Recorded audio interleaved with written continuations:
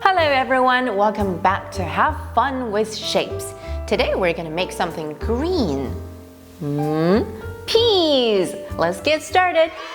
Peas pudding hot, peas pudding cold. Yes, today we're gonna make peas. Look, we have some pieces here.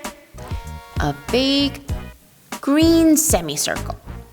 3 dark green circles. Okay, let's get started. 1 big semicircle. We have made the pod. 1 dark green circle.